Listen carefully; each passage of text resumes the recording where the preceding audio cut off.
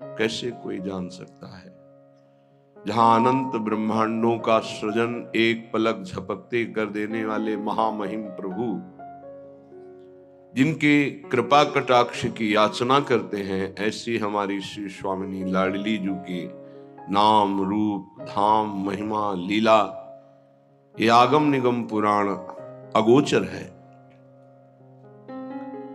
जब श्री जी की अहेतु की कृपा होती है तब श्री धाम वृंदावन का परिचय, वृंदावन की कृपा से रसिकों का परिचय, रसिकों की कृपा से प्रियालाल का परिचय, प्रियालाल की कृपा से प्रेम रंग में डूबकर उनकी नित्य सेवा परायणता, नित्य परिचर्या करने का सौभाग्य उपासक को प्राप्त होता है। जब प्रियालाल से इतना अपनापन हो जाए कि अपना शरीर और अपने शरीर संबंधी भोग और शरीर संबंधी रिश्ते नाते ये सब स्वाप्निक लगने लगे हैं, झूठे लगने लगे। ये शरीर भी झूठा है। कुछ समय पहले बाल्यावस्था थी, फिर जवानी आई, फिर वृद्धावस्था, फिर मृत्यु, ये भी छूट जाएगा, झूठा ही तो है। कुछ समय पहले किसी को नहीं जानते थे, फिर पता चला ये माँ ये पिता, फिर वो चले गए। फिर पता चला है पत्नी पुत्र परिवार, उनमें कौन कब कहां चला जाए, कहां से आया कहां जाएगा कुछ पता नहीं, कौन है कुछ पता नहीं, बस अपना मानकर प्रियालाल से विमुख होकर जीवन व्यर्थ चला जाता है। बड़े भाग्यशाली हैं जिनको सत्संग के द्वारा नाम में रुचि हो गई, धाम में प्रियता हो गई और प्रिया प्रीतम में अपनापन हो गया। ये अपने हैं, इनके सिवा कोई अपना नहीं। सत्य विषय मान लीजिए, जो प्रिय लगता है वो इन्हीं के कारण लगता है। अगर ये सबके हृदय से अंतर ध्यान हो जाए तो अभी मृत शरीर को कोई नहीं प्यार करेगा। अमृत तत्व भगवत तत्व विराजमान है, इसलिए हम प्यार करते हैं किसी को भी। पर हम उस तत्व को लक्ष्य न करके, शरीर को लक्ष्य करके, शरीर के संबंध को लक्ष्य करके प्यार करते हैं तो वही मोह हो जाता है और हमारे बंधन का कारण बनता है। जिसको वेद भी नहीं जानते हैं, नेति नेति कह के वर्णन करते हैं, पूर्ण नहीं कह सकते, वो प्रभु जिनकी कृपा कटाक्ष की याचना करते हैं, उन प्यारी जी को वेद कैसे जान सकते हैं। इसलिए अलक्षम राधाख्यम निखिल निगमैरप्यतितराम रसाम्भोधे सारम किमपि सुकुमारम विजेते।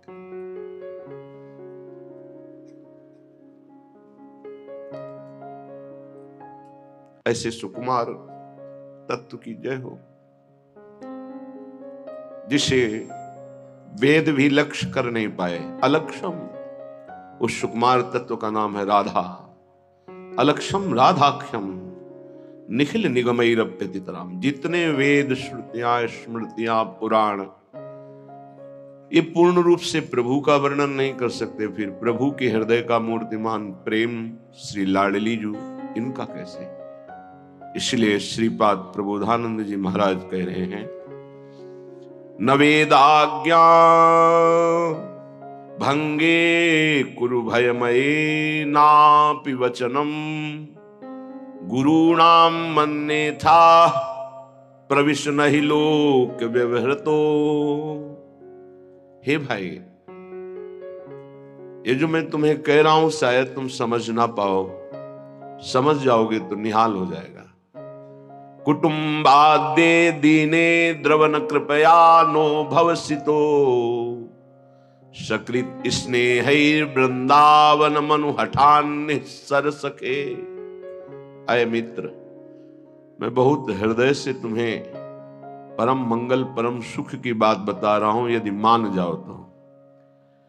कह रहे हैं अब तुमको शास्त्र क्या कहता है इसके विषय में नहीं जानना। न वेदाज्ञा भंगे कुरु भयमय नापि वचनम, बिल्कुल भय मत मानो। वेदान्नपि सन्न्यस्ति सा केवलम अवच्छिन्न अनुरागम लभते। जो वेद का भी पूर्ण त्याग कर देता है वो प्रेम रस को प्राप्त होता है।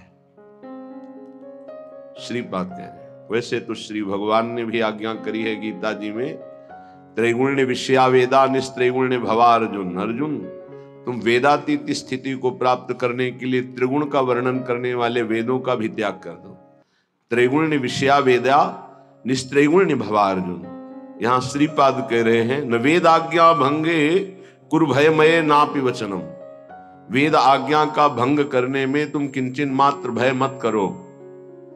क्या? वेद विविध प्रकार के सत्कर्मों का आदेश करता है। हम श्यामा श्याम की प्रेम लक्षणा भक्ति सत्कर्मों से नहीं प्राप्त कर सकते। जो शुभ अशुभ दोनों कर्मों का त्यागी होता है वही भगवत अनुरागी होता है। शरण निरापक पद रमित सकल अशुभ शुभ नंश, देत सहज निश्चल भगत सुजय जय श्री हरिवंश। प्रियाजू के कृपा अवतार हैं हरिवंश महाप्रभु। कृपा रूप जो वप धर्यो, मानो श्यामा श्याम की कृपा ने ही बपू धारण किया तो नाम पड़ा श्री हरिवंश। शुभ और अशुभ दोनों का नाश करके जो प्रेम लक्षणा भक्ति निकुंज की प्रदान करते हैं अपने शरणागतों को, ऐसे श्री हरिवंश की जय जयकार हो। सेवक वाणी में एक जगह और कह रहे हैं, शुभ अशुभ दुर्ग विध्वंस बल तब जयति जयति जग उच्चरे।